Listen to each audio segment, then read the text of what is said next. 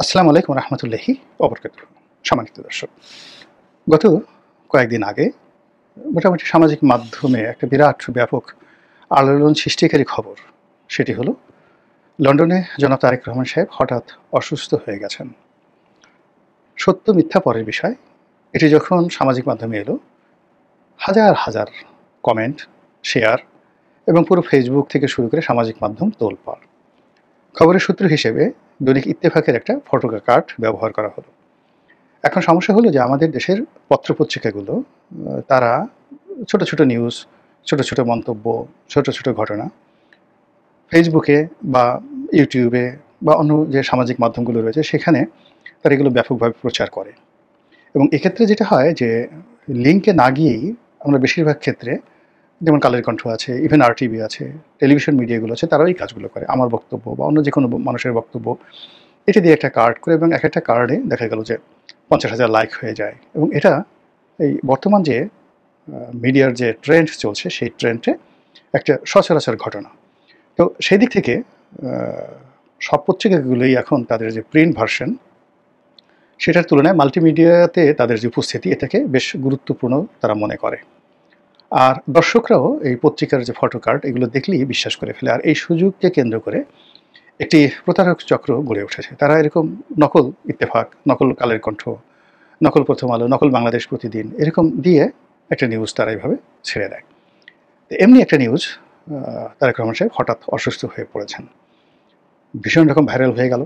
এবং ঘণ্টাখানেক পরে বা ঘণ্টা কয়েক পরে দেখা গেল যে ইত্তেফাক আবার জানালো যে না, তারেক রহমান সাহেব আসলে অসুস্থ হননি। বিএনপির পক্ষ থেকে বলা হলো অসুস্থ হননি, কিন্তু তার আগেই সর্বনাশ যা হওয়ার তা হয়ে গেছে। সেটি হলো যে তারেক রহমান সাহেব হঠাৎ অসুস্থ হলেন কেন?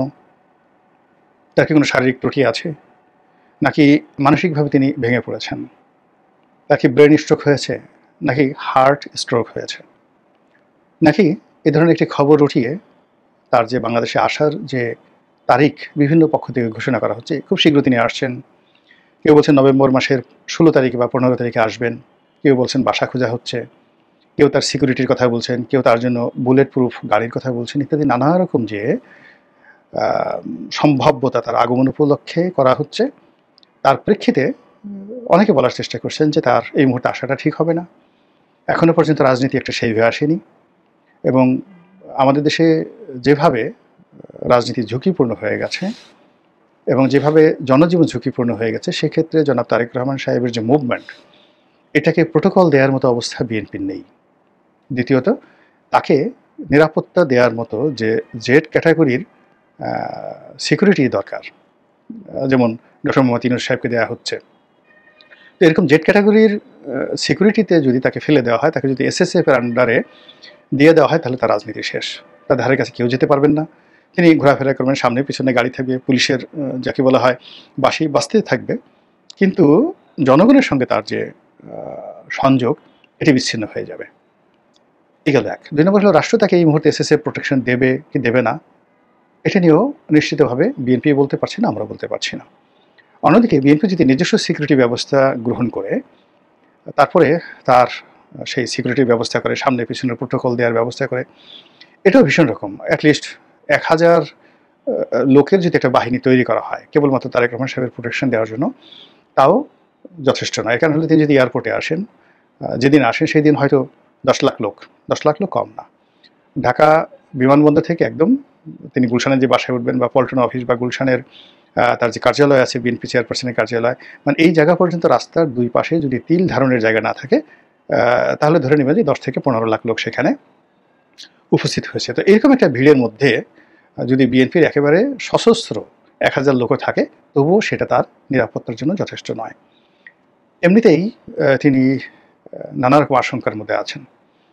তিনি 1/11-এর সময় যেভাবে নির্যাতিত হয়েছেন শারীরিকভাবে, মানসিকভাবে, তারপর যেভাবে দীর্ঘদিন ধরে প্রবাসে আছেন, সে ২০০৬ থেকে আজ অবধি সুদীর্ঘ প্রবাসে থাকাকালীন সময় তার অনেক শত্রু তৈরি হয়েছে, অনেক মিত্র তৈরি হয়েছে। বিপদের সময় মিত্ররা আসে না, আর শত্রুরা বিপদের সময় অত্যন্ত শক্তিশালী হয়ে পড়ে। এখন বাংলাদেশে যেভাবে আইনশৃঙ্খলা খুব স্পর্শকাতর অবস্থায় রয়েছে, একইভাবে বিভিন্ন রকম যে সকল ক্যালকুলেশন শোনা যাচ্ছে, কথাবার্তা শোনা যাচ্ছে, ফলে তার নিরাপত্তা নিয়ে যথেষ্ট চিন্তার কারণ আছে, হিসাবপত্র করার বিষয় আছে। তিনি বিদেশে বসে যেভাবে দল পরিচালনা করছেন, বাংলাদেশে আসার সঙ্গে সঙ্গে এটা রিভার্স হয়ে যাবে। সব মানুষ, সেই টেকনাফ থেকে তেঁতুলিয়া পর্যন্ত সরাসরি একটা বিরাট গ্রুপ আসবে তার সাথে দেখা করার জন্য। তো প্রতি মুহূর্তে তাকে তার সঙ্গে দেখা করতে হবে, অ্যাটলিস্ট ব্যালকনিতে এসে হাত নাড়াতে হবে, কথা বলতে হবে। কেউ যদি সেই কাঙ্ক্ষিত ব্যবহার না পান, এই ভোটের এই সময়টাতে অভিমান করবেন যে এই টেলিফোনে ওনার সাথে আমার এত কথা হয়েছিল। এখন উনি টেলিফোনে ধরুন কোনো একটা টেকনাফের একজন কর্মীর সঙ্গে কথা বলেছেন, এমনি সে টেলিফোন করেছে বা উনি টেলিফোন করেছেন, এটা রাজনীতির জন্য করতে হয়। তো তিনি সেটার উপরে ভিত্তি করে তারেক রহমান সাহেব আমাকে চেনেন, তার কাছে আমার দাবি দেওয়া আছে, অভিযোগ আছে, বা মনের একটু কথা বলতে আসবো, কিন্তু এসে তিনি সেই দেখলে যে এত ভিড়, সেই ভিড়ের মধ্যে সেই রেসপন্ড তিনি পেলেন না। তখন সেই কর্মীটা তার বদনাম করবে। এবং প্রতিদিনই দেখা গেল যে দুই পক্ষই আসছে, কমিটি নিয়ে একটা জায়গাতে গণ্ডগোল হয়েছে, 4টে কমিটি, টাকা পয়সা লেনদেনের অভিযোগ আছে, যারা ক্ষতিগ্রস্ত হয়েছেন তারা এলেন, যারা লাভবান তারা আবার সেখানে বাধা দেওয়ার জন্য এলেন। প্রতিদিন তার বাসার সামনে 10-12 গ্রুপ একজন আরেকজনের বিরুদ্ধে স্লোগান দিবে, মিছিল করবে, মিটিং করবে। এগুলো আসলে ফেরানো শুধুমাত্র রাষ্ট্র স্বীকৃতি যদি মানে এখন তাকে যদি ডিফ্যাক্টো প্রধানমন্ত্রী মনে করা হয়, তাহলে ডিফ্যাক্টো একজন প্রধানমন্ত্রীকে যদি রাষ্ট্রীয় নিরাপত্তার বাইরে রাখা হয়, তার অবস্থা যেমন হবে, তারেক রহমান সাহেবের অবস্থা তার চেয়েও খারাপ হবে। এর কারণ হলো, যেমন ধরেন ডক্টর মোহাম্মদ ইউনূসকে এখন যদি যমুনা থেকে নিয়ে তার গ্রামীণ যে ব্যাংক ভবন আছেন সেখানে তার বাসা আছে, বা তার যে গ্রামীণ সেন্টার আছে সেখানে যদি তাকে রাখা হয় এবং কোনো প্রোটোকল না থাকে, তাহলে তার জীবন যেভাবে দুর্বিষহ হয়ে যাবে, তার চেয়ে 100 গুণ বেশি দুর্বিষহ হবে তারেক রহমান সাহেবের জন্য। এর কারণ হলো শত্রু এবং মিত্র, মানে শত্রুরাও এখানে লাফিয়ে পড়বে আর মিত্ররাও এখানে এসে ভিড় করবে। এই শত্রু এবং মিত্রের মধ্যে তার পরিণতি যে রাজীব গান্ধীর মতো হবে না, তার পরিণতি যে বেনজির ভুট্টোর মতো হবে না, এটা আপনি আমি বুকে হাত দিয়ে বলতে পারবো না। ফলে তার নিরাপত্তা নিয়ে দলের মধ্যে যথেষ্ট শঙ্কা রয়েছে, যারা সিকিউরিটি এক্সপার্ট তাদের মধ্যে শঙ্কা রয়েছে, বিএনপির হাজার হাজার কর্মী এবং সমর্থক রয়েছেন যারা সাবেক সামরিক কর্মকর্তা, তাদের যে মিলিটারি পয়েন্ট অফ ভিউ আছে সেখান থেকে তারা এই জিনিসগুলো বিচার বিশ্লেষণ করেন। ফলে তার যে আগমনটা আমরা যত সহজ মনে করছি, তিনি বা তার দলের জন্য তার আগমনটা কিন্তু এতটা সহজ নয়। এই গেল একটা ঘটনা। দ্বিতীয় যে ঘটনা হলো যে জনগণের আবেগ, তিনি কেন আসেন না? মানে তার যারা প্রতিপক্ষ তারা খোঁটা দেওয়ার চেষ্টা করে যে নেতা থাকে দেশের বাইরে, ক্যাপ্টেন নেই, সেনাপতি নেই, তো এটা কি ধরনের কথা? আবার যারা ধরেন তার পক্ষের লোক তারাও হতোদ্যম হয়ে যান যে নেতা কেন আসেন না, তারে কেন দেখি না, ইত্যাদি ইত্যাদি নানা রকম কথা। তো এই সকল পক্ষ বিপক্ষের যে বক্তব্য, সেই বক্তব্যকে ধারণ করে কখনো কখনো তাকে বলতে হচ্ছে বা তার লোকজনকে বলতে হচ্ছে যে নেতা আসছে, নেতা আসবেন, বা আমি আসছি। কিন্তু সত্যিকার অর্থে তাকে যদি বাংলাদেশে আসতে হয়, অনেকগুলো বিষয় ক্যালকুলেশন করে চিন্তা ভাবনা করতে হয়। এগুলো তার আশা নিয়ে ঘটনা। দ্বিতীয়ত হলো যে যেহেতু সাম্প্রতিক সময় একটা রব উঠে গেছে যে নভেম্বর মাসের মধ্যেই তিনি আসছেন, 15 তারিখের মধ্যে। এই কারণ হলো ডিসেম্বরে যদি শিডিউল ঘোষণা করা হয়, শিডিউল ঘোষণার আগে তো তাকে আসতেই হবে।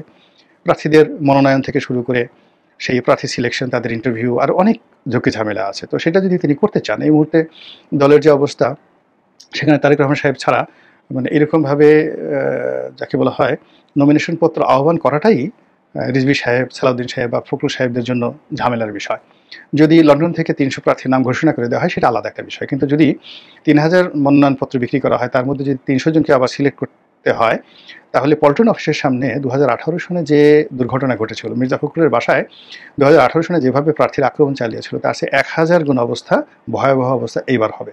এই কারণ হলো ওইবার জয়ের সম্ভাবনা ছিল ধরুন 50%, আর এইবার জয়ের সম্ভাবনা 100%, ইনক্লুডিং মন্ত্রী হওয়ার সম্ভাবনা।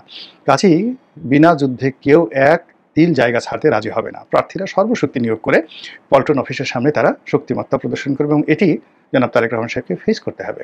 তো এই জিনিসগুলো নিয়ে ওনার দলের ভিতরে সবাই চিন্তা ভাবনা করছেন। আর এরই মধ্যে নির্বাচন হবে ফেব্রুয়ারি মাসে, এটা শতভাগ ধরে নিয়ে বিএনপি এগোচ্ছে। আর বিএনপির যারা প্রতিপক্ষ তারা এই নির্বাচনকে যে কোনো মূল্যে পিছিয়ে দেওয়ার জন্য মরণপণ লড়াই করতে প্রস্তুত। এর জন্য জলে স্থলে অন্তরিক্ষে তারা যে যুদ্ধ ঘোষণা করেছে বিএনপির বিরুদ্ধে, সেই যুদ্ধে তারেক রহমান সাহেবের দুর্বলতা, অক্ষমতা, তার বিরুদ্ধে নানা রকম প্রোপাগান্ডা, দলের মধ্যে বিভেদ তৈরি করা, দলের বিপক্ষে নানা রকম ন্যারেটিভ তৈরি করা, ভারতের এজেন্ট, ভারতের দালাল ইত্যাদি নানা রকম কথা বলা, ক্যান্টনমেন্টের সাথে দূরত্ব রয়েছে, সেনাবাহিনীর সাথে ভালো সম্পর্ক না, এ সকল নানা রকম কথাবার্তা বলে যে ভাইব তৈরি করা হচ্ছে, সেই ভাইবের মধ্যেই হঠাৎ করে বলা হলো যে তিনি অসুস্থ হয়ে পড়ছেন। এখন কেউ বলার চেষ্টা করছেন যে তিনি অসুস্থ হওয়ার ভান করছেন যাতে তাকে আসতে না হয়। কেউ বলছেন যে তার হার্টের অবস্থা ভালো না, তিনি এখনই অসুস্থ হয়ে গেলেন, তাহলে আগামীতে কীভাবে তিনি রাষ্ট্র পরিচালনা করবেন। কেউ বলার চেষ্টা করছেন তার উপর এত চাপ দেওয়া হচ্ছে, সেই চাপ তিনি ধারণ করতে পারছেন না। ফলে তার যে এই যে শারীরিক অসুস্থতা, সেই শারীরিক অসুস্থতার মধ্যে সবাই বিএনপিকে নির্বংশ করার চেষ্টা করছে। যে তারেক জিয়া যদি অসুস্থ হয়ে যান, কোকো নেই, বেগম জিয়া অসুস্থ, তো সেই অবস্থায় বিএনপির নেতৃত্বটা আসলে কে দিবেন? সালাউদ্দিন সাহেব নাকি অন্য কেউ? সেটা নিয়ে যে যাকে বলা হয় বিএনপির প্রতিপক্ষের মধ্যে যে একটা চাণক্য নীতি কাজ করছে, একটা ম্যাকিয়াভেলি নীতি কাজ করছে, সেই ম্যাকিয়াভেলি নীতির উপর ভিত্তি করেই দেখা গেল যে এরকম একটা গুজব ছড়িয়ে দেওয়া হলো অসুস্থ হয়ে যাওয়ার, মানে যাকে বলা হয় গুজব।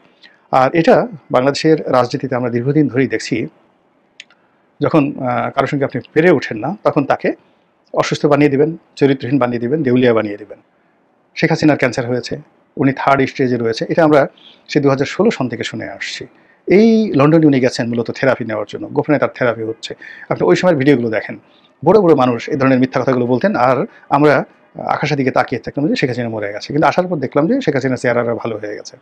তো এইভাবে বহু মানুষকে আমরা অসুস্থ বানিয়ে ফেলেছি, রোগাক্রান্ত বানিয়ে ফেলেছি, মূলত আমাদের নিজস্ব স্বার্থ চরিতার্থ করার জন্য। এরপরে অনেক মানুষকে আমরা মেরে ফেলেছি, যে তিনি এখন হাসপাতালে কোমায় আছে। যেমন কয়েকদিন আগে আমরা তোফাল সাহেবকে মেরে ফেললাম, ইলিয়াস কাঞ্চনকে আমরা মেরে ফেলেছি।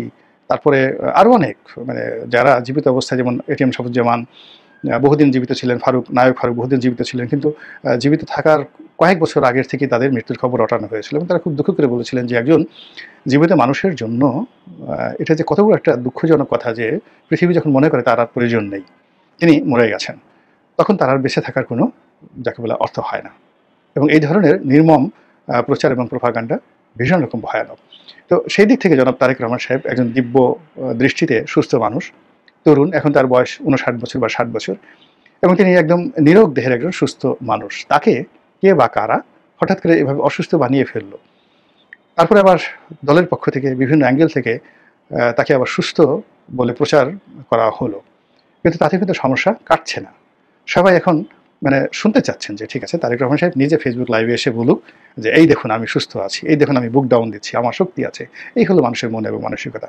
তো ঘটনা যাই হোক না কেন, ক্ষতি যা হবার তা কিন্তু হয়ে গেছে।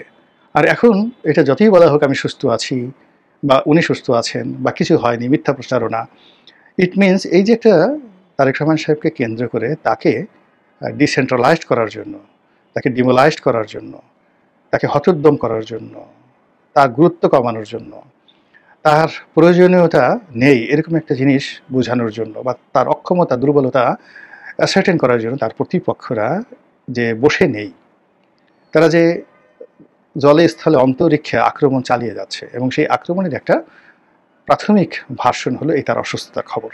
এটা দিয়ে শুরু হলো আগামীতে বিএনপিকে খুবই সতর্ক থাকতে হবে যে এই ধরনের আরও যা কিছু আসতে পারে তার সম্পর্কে সম্ভব সেই জিনিসগুলো আগের থেকে দেখে যদি তারা অনুমান করতে পারে এবং সেই অনুযায়ী যদি ব্যবস্থা নিতে পারে, তাহলে রাজনৈতিকভাবে বিএনপির জন্য সুফল আসবে। অন্যথায় বারবার শুধু বিএনপি পরাজিত হতে থাকবে। আল্লাহ আমাদের সবাইকে হেদায়েত দান করুন এবং হেফাজত করুন। আসসালামু আলাইকুম ওয়া রাহমাতুল্লাহি ওয়া বারাকাতুহু।